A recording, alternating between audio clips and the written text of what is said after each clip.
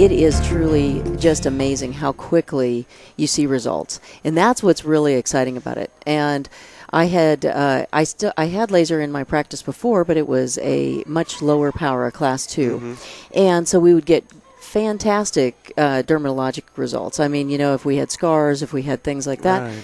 and in the first, few millimeters of the skin, it worked great, but it didn't do what this one does, which is really a deep tissue therapy.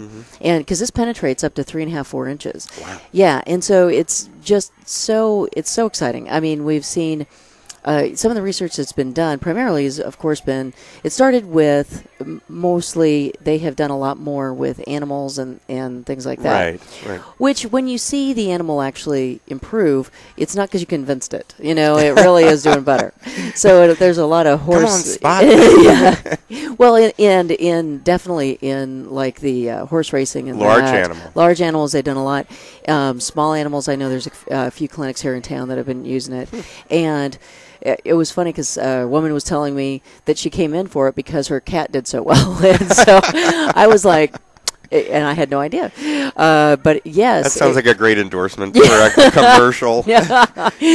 Well, she thought it must work because, the cat got around better and all that kind of thing. Now, it was for osteoarthritis in the animal, and it does take an awful lot of treatment for that. I mean, that's really a longer-term treatment and not really what we use it for primarily when we're using it for sports recovery and any kind of tendonitis, carpal tunnel, knee problems. Knee and ankle have just been tremendous. All your plantar fasciitis, Morton's seroma, anything that would have just, I mean, it's still not, nothing is overnight. I mean, nothing is going to be an instant cure, but this has just been so fantastic when we talk about that constant knee pain, especially on the inside of the knee where you're running up and down the basketball court, and it doesn't bother you except for going up and down stairs, or it doesn't bother you except for this. This kind of gets us over the hump and really into a new level of healing.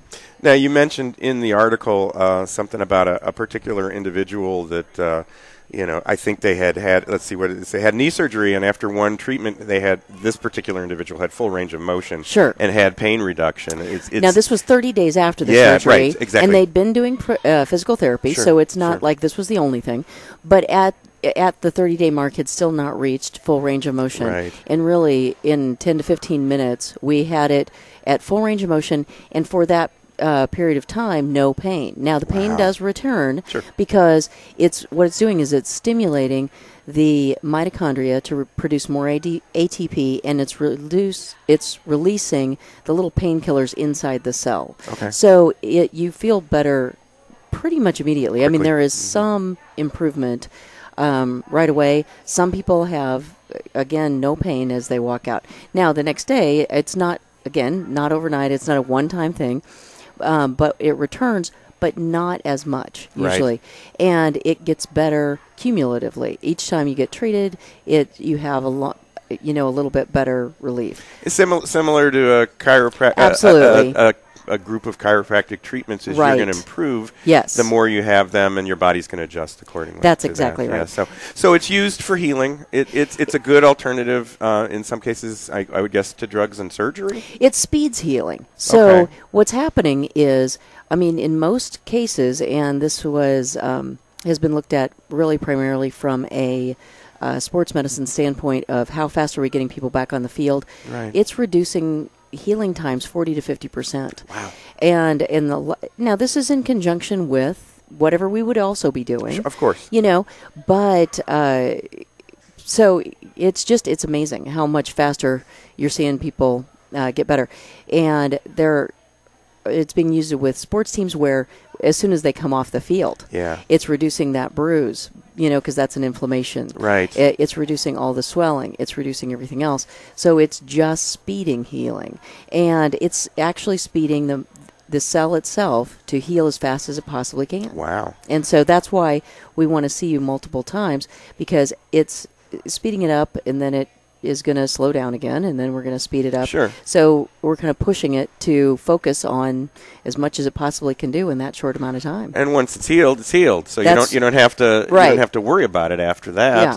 Yeah. Of course. Just as anything. I mean, if you re-injure or if of course. but yes, it is truly healing. It is not it's not just a covering it up. It's not a painkiller where you're just hiding the actual thing. Mm-hmm. Right. So it can be used for muscle strains and soft tissue injuries, tendonitis, arthritis. You'd mentioned some of the other things, repetitive stress issues and things like that. Right. Again, we want to, on any repetitive stress, obviously, we have to reduce or change how you're doing that so that it doesn't continue to return. For sure. So it's not, we can heal you for one thing, but if you're going to do it again, I mean, I don't want a false impression that it's truly magic. It does sometimes seem like it in the office when it is so much pain so quickly. It is very, very cool.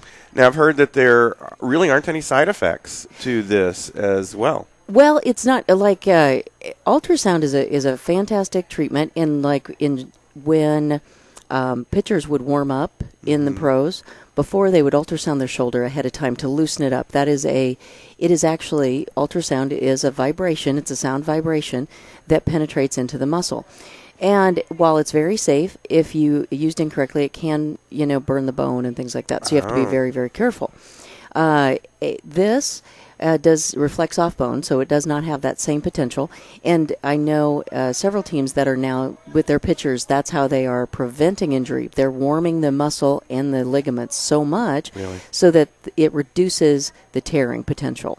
I mean, there's no way to prevent every single injury. Right, of course. But by warming up the muscle and the joint, that is how we prevent it as much as possible. That's the same thing stretching does, but not to the same extent. And they're going to stretch with this. They're going to be doing it while they're stretching. Of course. This is just one more thing that you're going to add to the protocol and the treatment.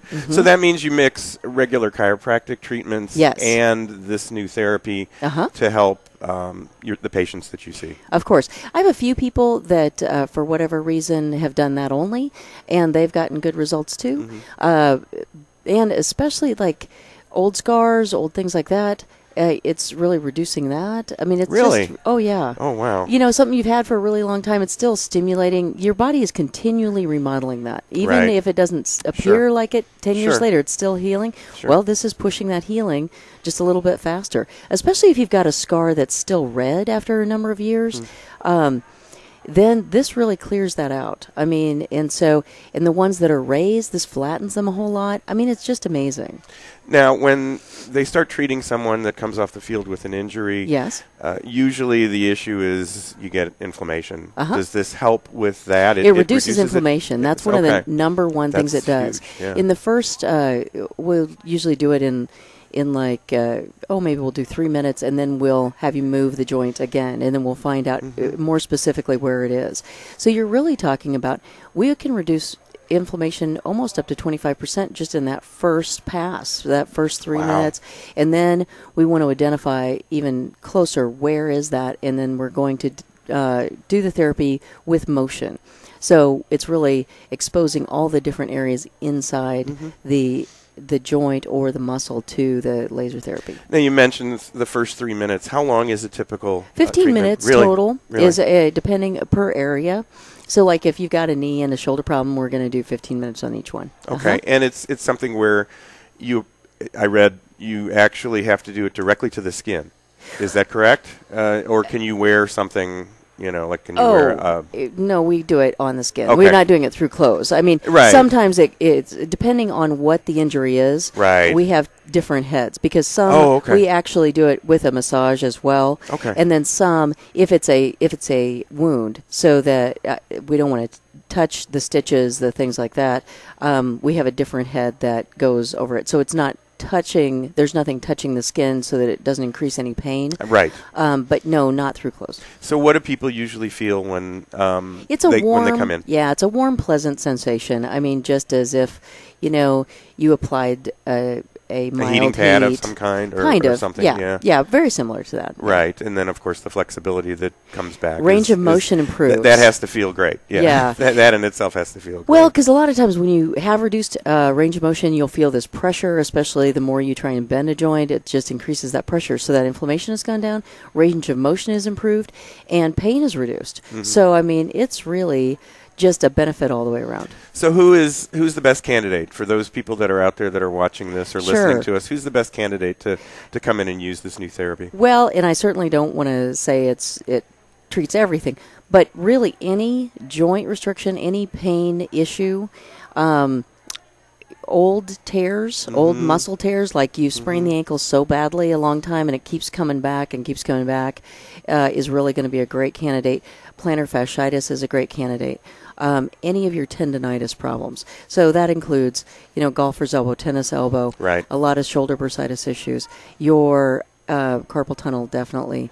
All of these are almost, we do a lot with the low back and the neck. We treat, even migraine headaches and that kind of stuff. That takes a lot longer.